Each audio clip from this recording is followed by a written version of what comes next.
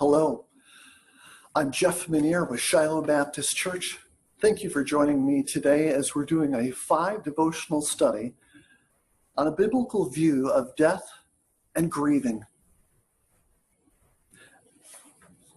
Part of why my wife and I developed this series was because of our own experience with grieving, as my wife was crushed in a head-on collision in 1984 and went through years of trying to regain things to live an independent life again.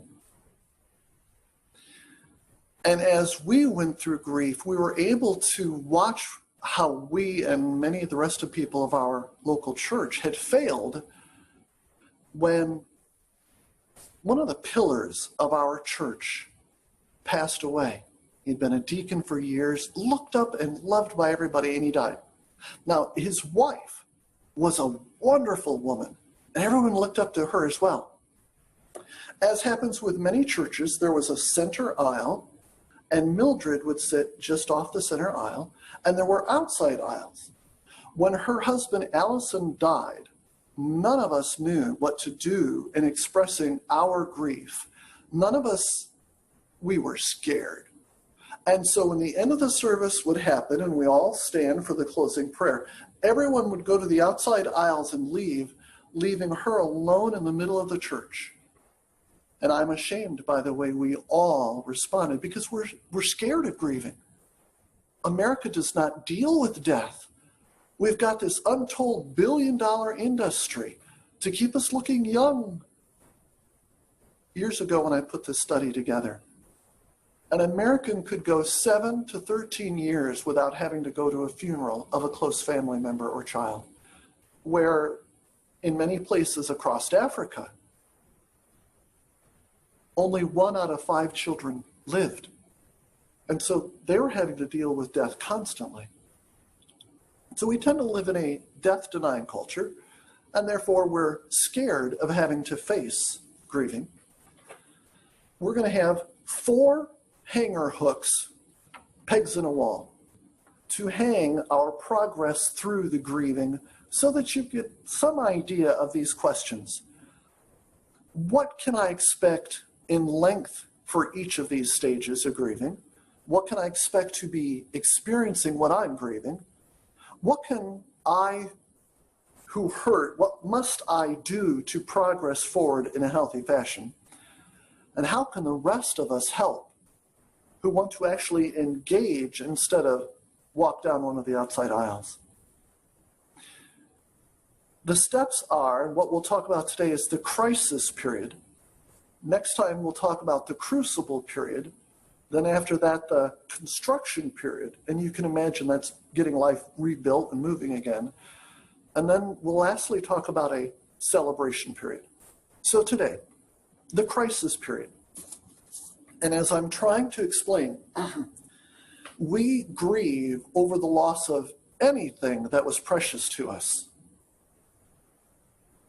I have never, ever grieved when a neighbor who had a yappy dog got ran over in the road.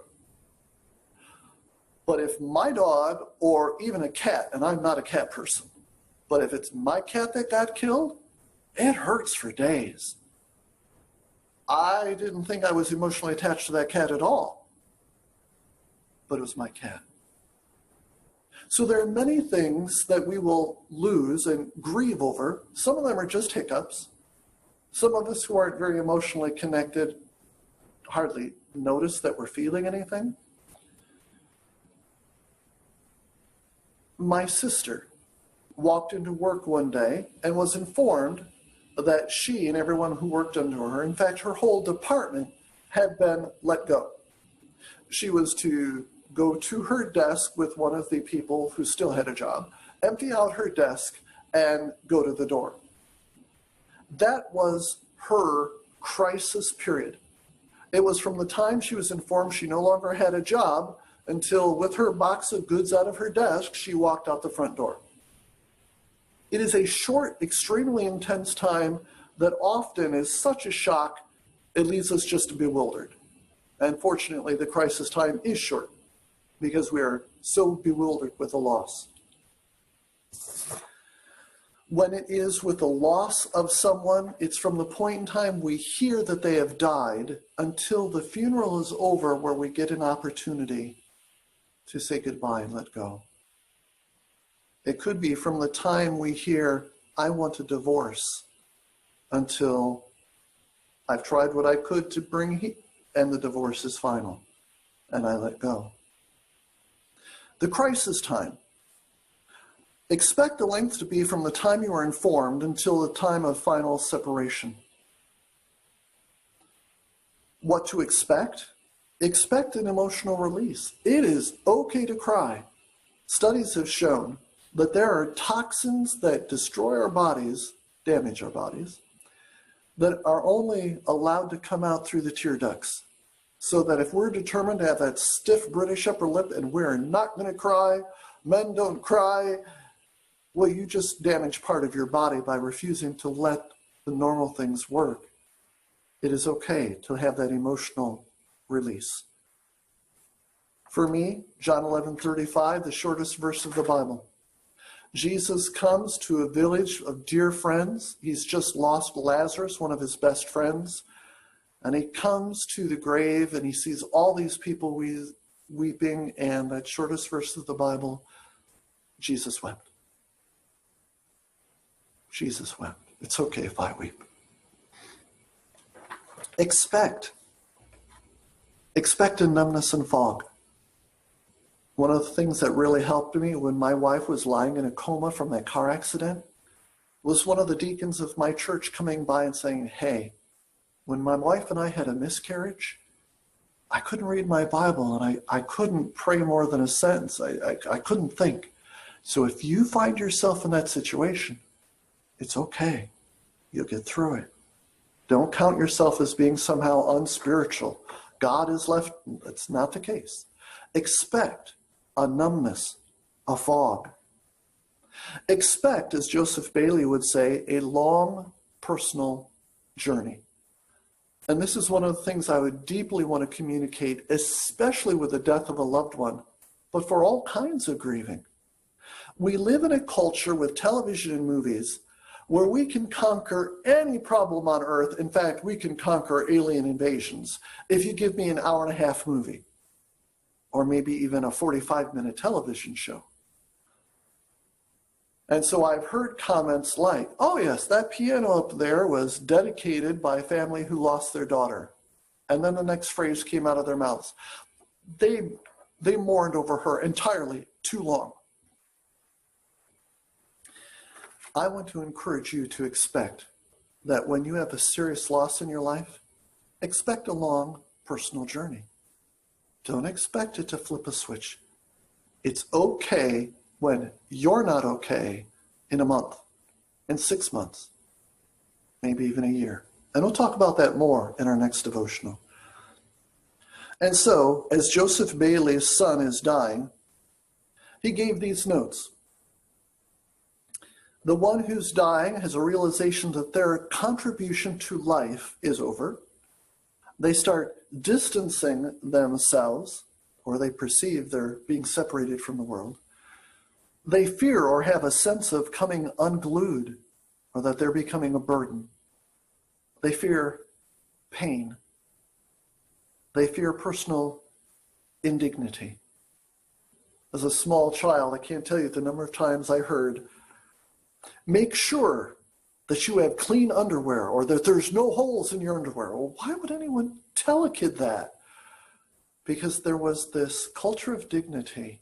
And if you're in a car accident and they have to cut the clothes off of you, don't end up with that indignity that you had holy underwear. We all fear indignity. What to expect? Those basic things that you're going to go through as we realize I'm dying, or I've just had to face the death. So in this crisis stage, what must I attempt to do as my head is so foggy and things are going on? I must let go. I had a dear friend who left her for a woman that was barely older than their daughter, and it crushed her, broke her heart. It seemed that even though the divorce had been final for a number of years, she never let go. She was still waiting for him to come back to her for years. It is crucial that when I am let go from my job, and it's okay to check to see if there's any way I can get the job back, but when it's clear I can't, let go. We will talk about what the mind does with all the what ifs next time. Right now, in the crisis phase, when we are first told about this happening, my only job is to let go. And that is why it is such a heartache for me when I hear people say, oh, I'm not going to the funeral. I want to remember them as they were. And somehow that's supposed to sound noble. My personal concern is it's the coward's way out. You're not going to grieve well when you had the opportunity to pay your respects and let go and be there with the family and for the family. And you made it about you, and I don't want to see them aged and dead. It's okay. See them dead. Let go. Thank you for joining me with this. There are 3 more sessions, and they're worth following. Please come back and join me for the rest of them.